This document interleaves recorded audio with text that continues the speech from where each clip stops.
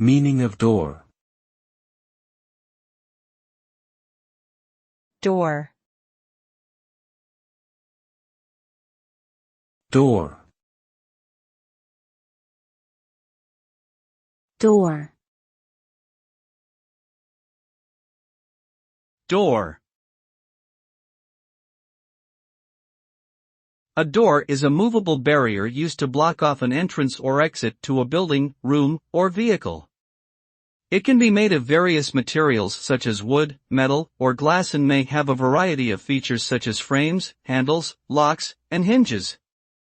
Doors can provide security, privacy, insulation, and aesthetics to a structure.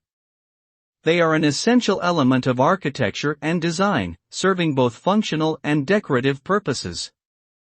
Overall, doors play a crucial role in shaping our physical environment and our perception of it.